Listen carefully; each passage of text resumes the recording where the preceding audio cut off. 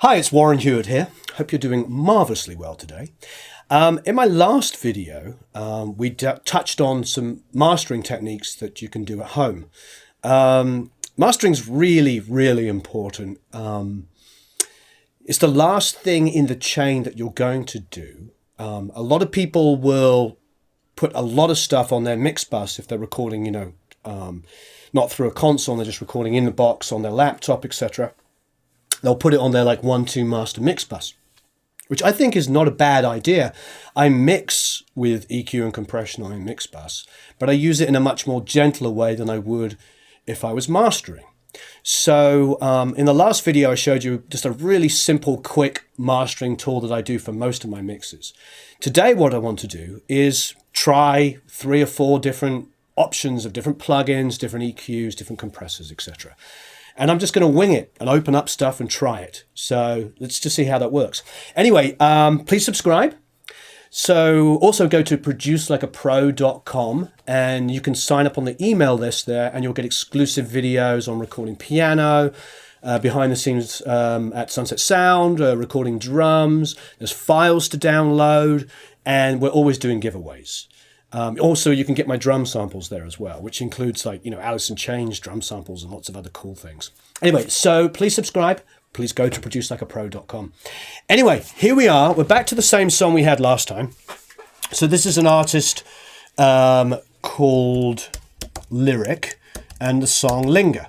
So let's have a quick listen.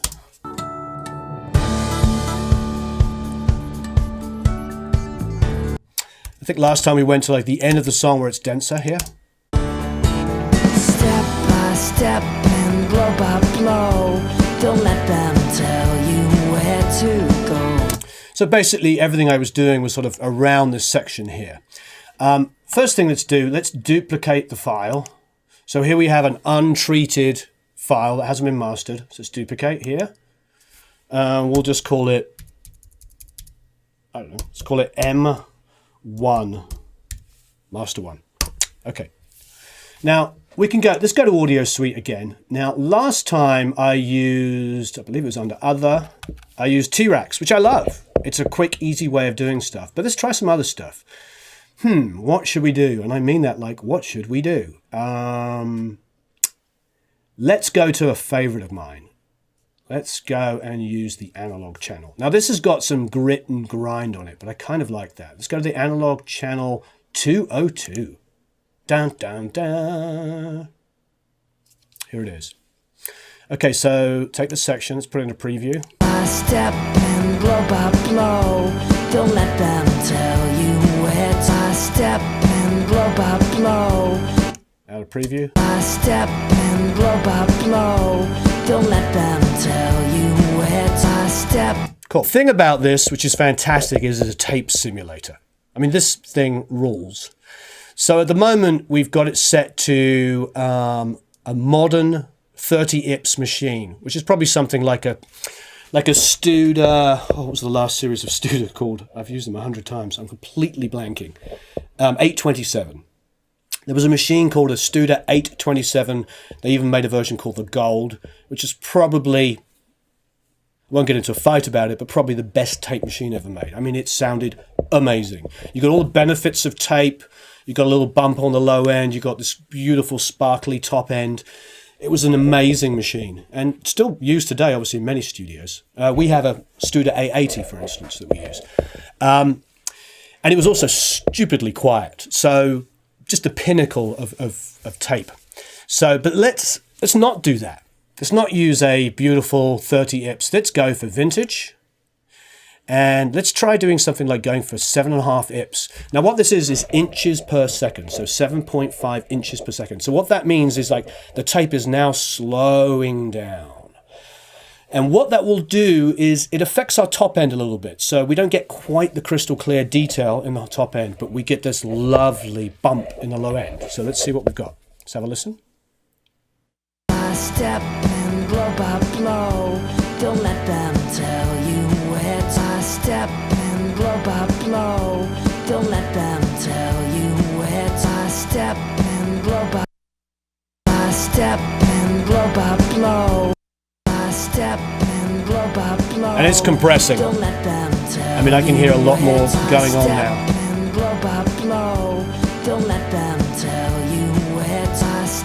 We can change the bias. Wow, it's pretty massive.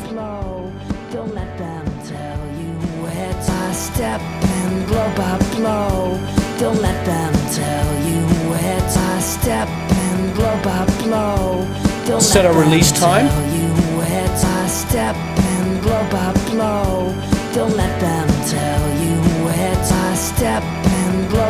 So now it's catching it, it's compressing the signal, but it's only holding it for a second.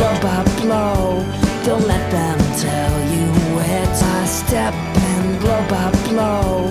Don't let them tell you where to step and blow. Now here's a roll-off control. You can see what it's doing. See that top end boost there and that roll-off here? Pretty awesome. So if we adjust the bias, see what's going on here? We'll zoom in on it for you. This control's pretty insane. So we go here, drop the bias, all the top end's gone. All the bottom end is boosted. We go here. I mean, this is literally what you used to do with machines. You'd bias the machines. Or we still do, obviously. So let's set it so there's a nice top end lift. The roll-off's here, it's 35. That's good. That's good with modern music, because when people are mastering and they want to get things loud, what they'll always do is go to the super, super lows and start wiping them off. The thing about very, very low frequencies is they take up a lot of energy. So if you've got your big mastered file here, and you've got a lot of 20, 30, 40 hertz just rumbling along, it is eating up a huge amount of your dynamics and a huge amount of your volume, your loudness, your amplitude of the song. So what you do is you just kind of roll off some of the bottom end, especially kind of unwanted low rumble, and it will let all of the mids and the top end breathe and get louder.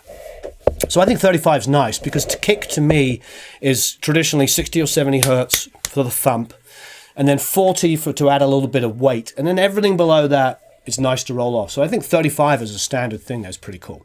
Now, the moment it's set to a Swiss machine, which would be a Studer, etc., let's have some fun. There's some Japanese ones, probably like Otaris, etc. MCI was bought by Sony, so.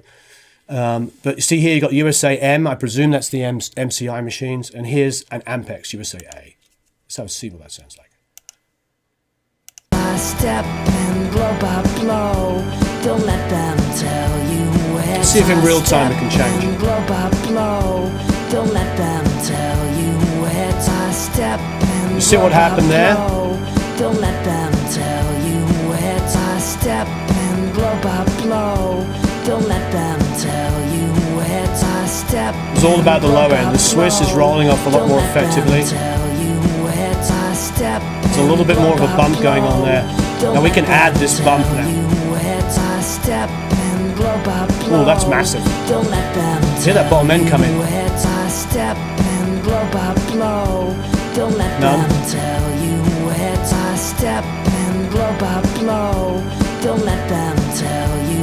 That's pretty tasty.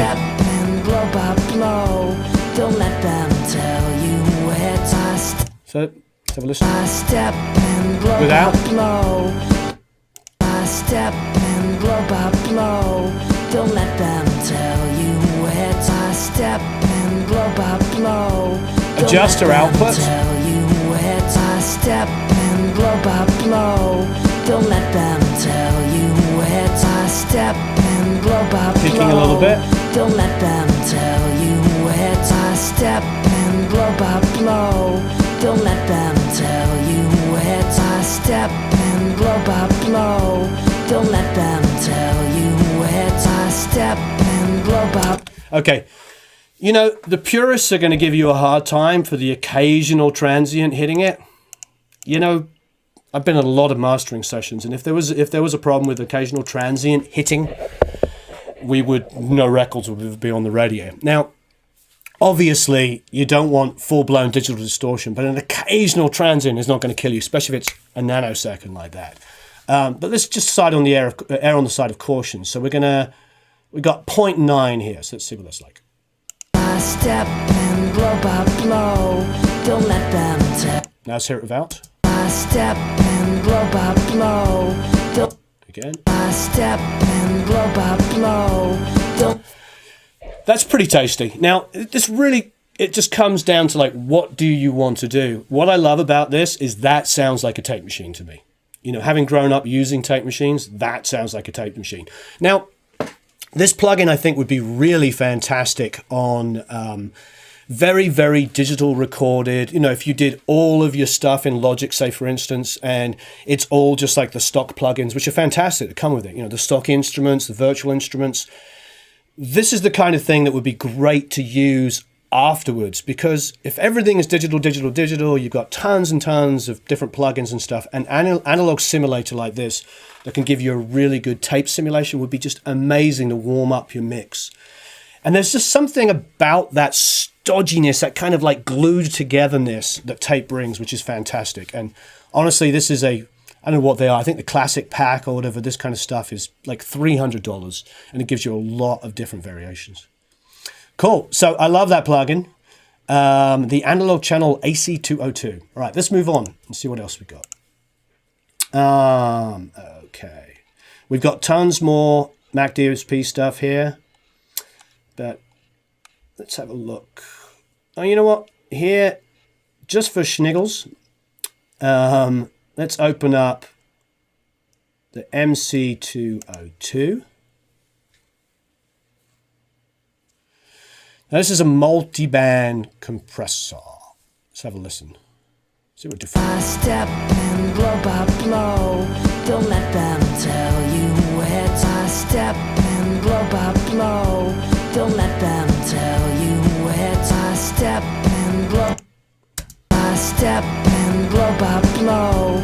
Don't let them. So it's just set to 2 bands. What this could be really, really fun for is you could take like some of the low mids and compress them likely.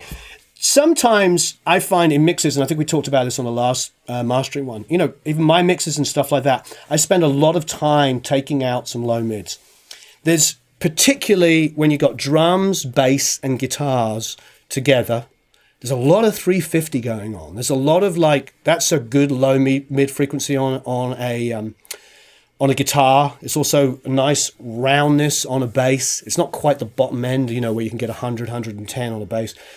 But there gets to be a lot of crossover point. One of the first things I do always on mixes is go into my drums and pull out a lot of 350. In your rooms, all that kind of cool. It gets dark, it gets stodgy in a bad way, so that you lose a little bit of clarity. And I know with a lot of mastering guys, they'll go in there and dip out some low mids, you know. Now here, you see, there to our right, you'll see the frequency changing. So I'm just going to try a little experiment here. Let's see. Oh, we can type in here. So let's type in 350 hertz. God bless it. Let's have a listen. I step and blow by blow.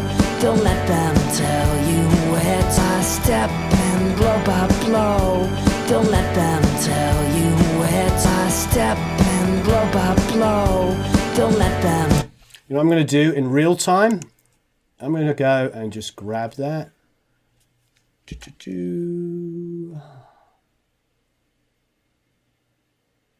it is. Get rid of the audio suite. Just going to get rid of the audio suite and do it in here because I think it will be more effective in real time because we're doing more extreme stuff. So let's go back here. Like I said, we're doing this on the fly. 350. Step and blow by blow. Much more effective way of seeing the gain reduction. Tell you where to step and blow by blow. Don't let them tell you where to step and blow by blow. Don't let them tell you where to definitely add some snap. and blow by blow. Let's turn off the top end. I step and blow by blow. Don't let them tell you where to step and blow by blow. Don't let them tell you where to step and blow by blow. Don't let them tell you where to step and blow by blow. Don't let them tell you where to step and blow by blow. I like that. I think that I'm using it in a little bit of an extreme way. You know, most mastering guys are going to do a lot of stuff, but subtly. when I've sat in with, you know, Stephen Markison or Adam Ayen, who's obviously fantastic, Adam, you know, will do like a lot of small amounts of stuff. Rather than just sit there and pull up, you know, a plug-in or a piece of hardware or whatever and sit there and get really surgical. It's all about doing little tiny detailed stuff. You know, multiband compressors are really, they're not the first place I go for anything. I use them on bass guitar a lot because you can sit there and you can compress certain low frequencies and keep them even. And then when you turn them up, they just have a presence that stays there. So I don't always go to a multiband compressor first. I think for mastering, it would be more about using it very subtly or using it to fix things more. But here is just a great illustration. Step and blow by blow. I mean, we got a good 4 dB of gain reduction. Step and blow by blow. Don't let them tell you. That's insane. Step and blow by blow. Don't let them tell you where to step and blow by blow. Don't let them tell you where to step and blow by blow. Don't let them tell you where to step and blow by blow. Don't let them tell you where to step and blow by blow. Don't let them tell you where to step and blow by blow. Don't let them tell you where. That's a pretty subtle amount. Let's get this release time super fast. Step and blow by blow. Don't let them tell I like that. you where to step and blow by blow. Don't let them tell you where to step and blow by blow. Don't let them tell. That's very subtle, but if you can hear what it did there, it's basically pulling out a little tiny bit of low mids and it's allowing the kick to kind of breathe a little bit more. Again, it may not be what the perfect thing for the job here, but it's fun to use it. I like it. Step and blow by blow. Don't let them tell you where to step and blow by blow. Don't let them. It's helping the vocal come out slightly. Where to step and blow by blow. Right. So there you go. A little subtle amount of that is pretty tasty. I mean, you know, we could then build up from here. We could go and we could select an EQ.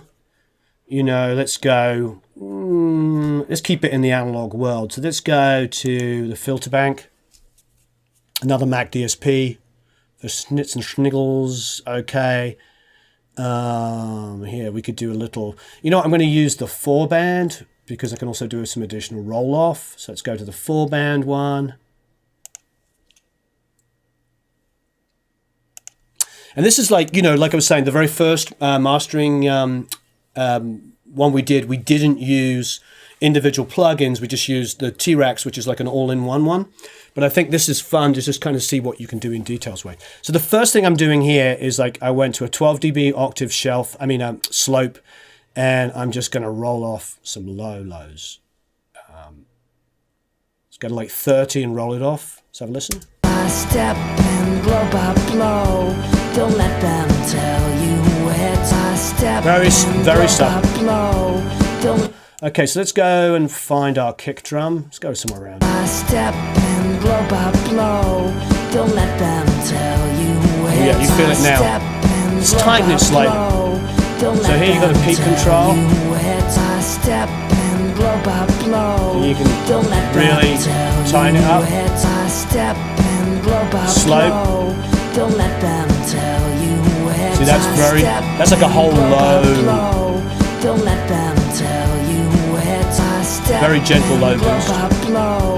Don't let them tell you Dip. where to step and blow by blow. I can really feel that. Don't let them tell you where to step and blow by blow. Don't let them tell you where to step and blow by blow. Don't let them tell you where to feel step that kick there. and blow by blow. Don't let them tell you where to step and blow.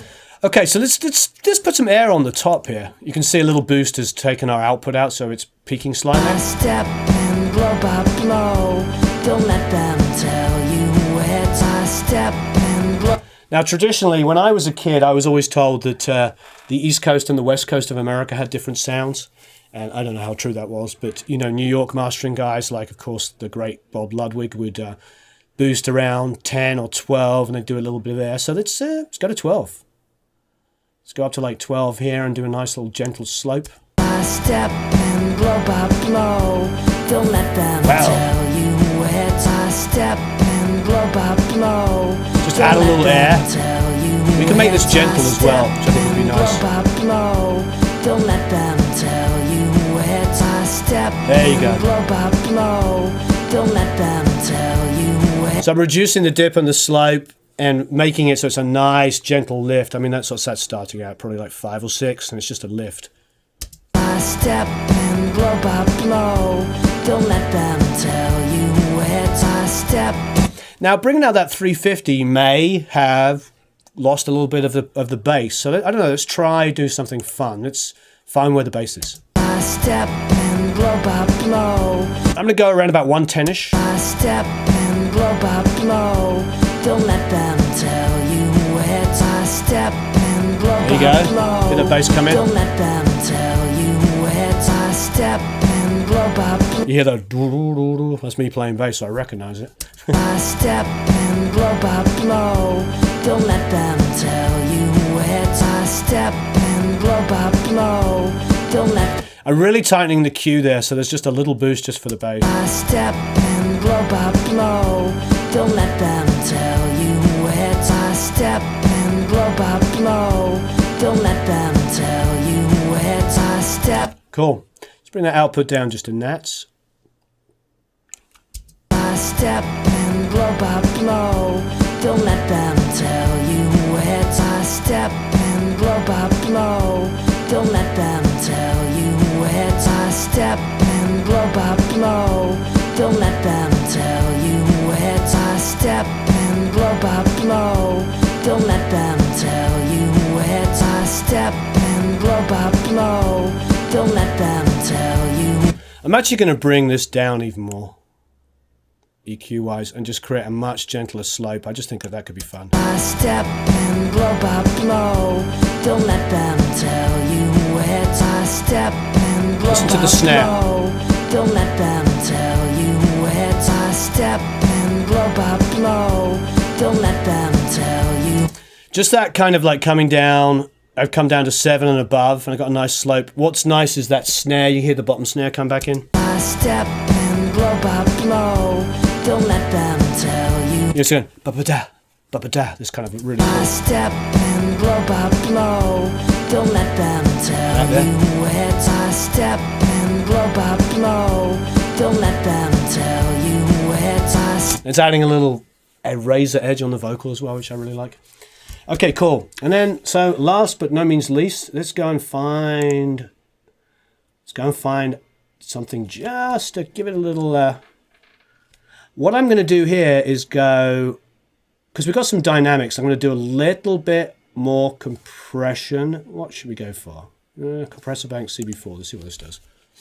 Seeing as we're in the analog world here. Ooh, nice. I step and blow by blow. Don't let them tell you. Set it up for gain reduction. I step and blow by blow. Don't let them tell you where to step and blow by blow.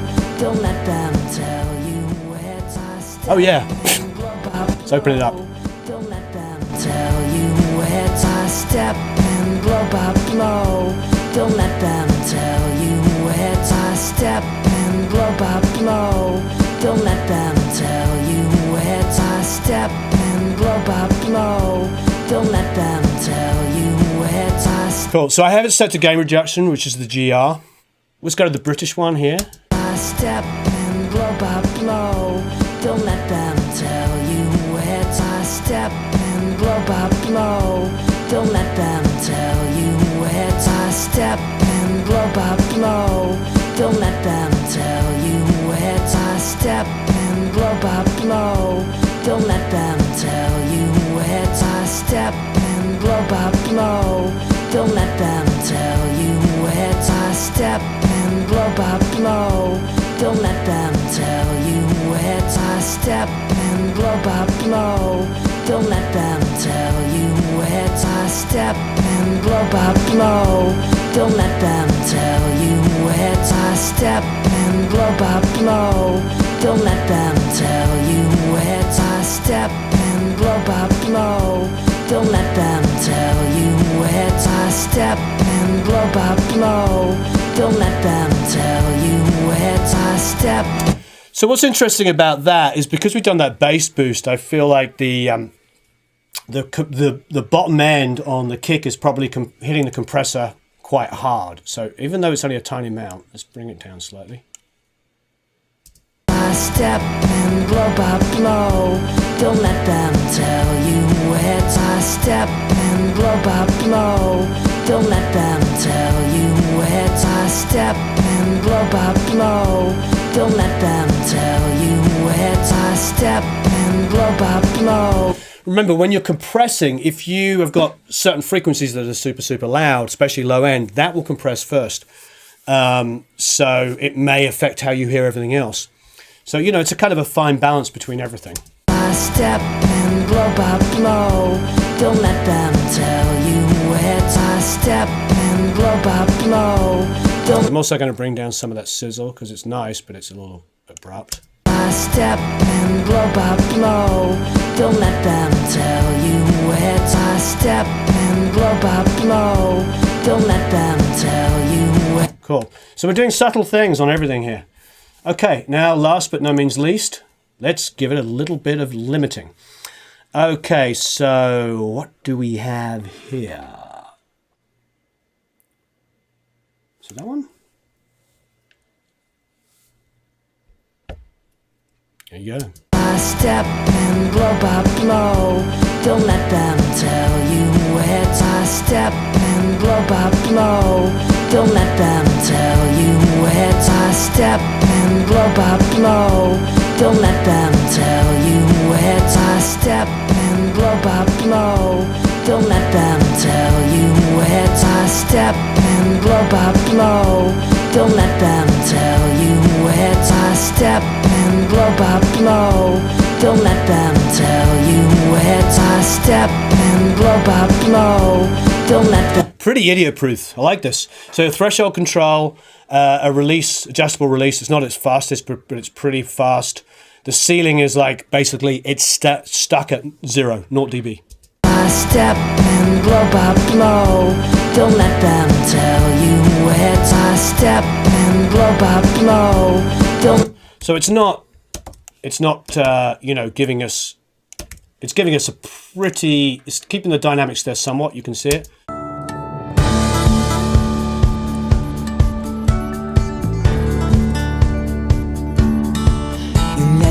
Let's try something. So what I'm going to do now is I'm going to do Shift Option D, duplicate, active playlists, inserts. Just take them off. Okay. All right. So here is our newly mastered file, or soon to be mastered.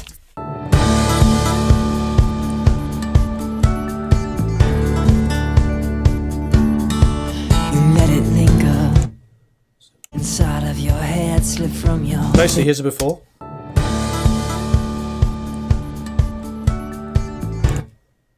There's your after.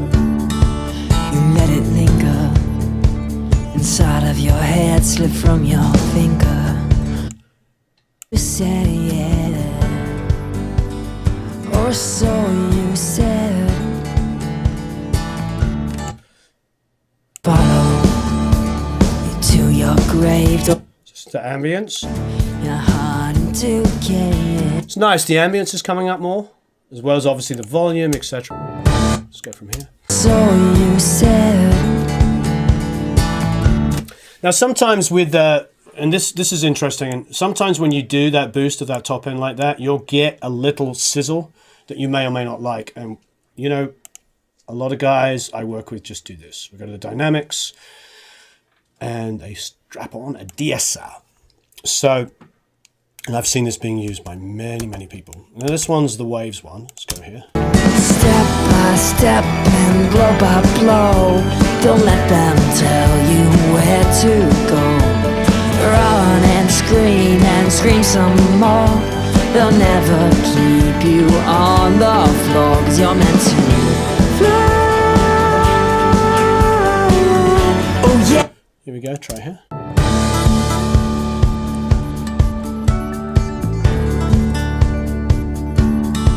where the vocal comes in.